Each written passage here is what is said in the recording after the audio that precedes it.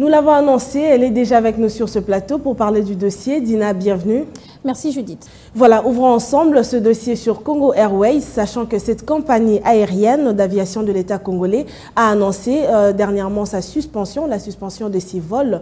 Alors on aimerait savoir, première question, on pense déjà à une relance? Oui, c'est lors du Conseil des ministres dernier que le président de la République a demandé au ministre de Budget et de Finances de mobiliser les fonds nécessaires pour la relance du projet Congo Airways. Alors la solution pourrait résider dans une deuxième société qui est Air Congo, qui est en partenariat avec Ethiopia Airlines.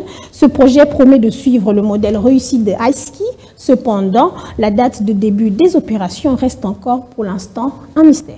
Alors, s'il faut se baser sur vos propos, Dina, pouvons-nous affirmer que la seule compagnie aérienne de l'État congolais ne dispose plus d'avions? Ce serait trop dire que la compagnie aérienne ne dispose plus d'avions parce que le directeur général de cette dernière est en train de dire que les avions sont juste en train de subir une révision à l'ECHTIR et cette révision a poussé qu'on puisse arrêter les opérations sur terrain.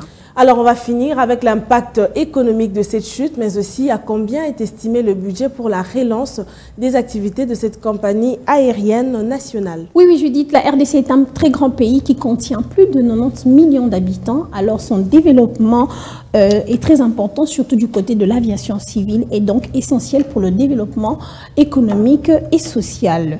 Sans oublier que la société avait pour ambition d'être l'une des plus grandes sociétés d'Afrique. Parlons chiffres maintenant, Judith. 33 millions est la somme dont la compagnie Congo Airways a besoin pour répartir avec les activités, sachant qu'un moteur tourne autour de 7 millions de dollars. Il en faut 2 pour chaque avion et normalement il faut réparer 2 avions, donc 14 millions par avion et 28 millions de dollars pour 2 avions. Et voilà, il s'agissait donc de près de 33 millions de dollars américains nécessaires pour la relance de l'entreprise Congo Airways. Merci à vous, Dina, pour ce dossier que vous nous avez apporté. Merci Judith.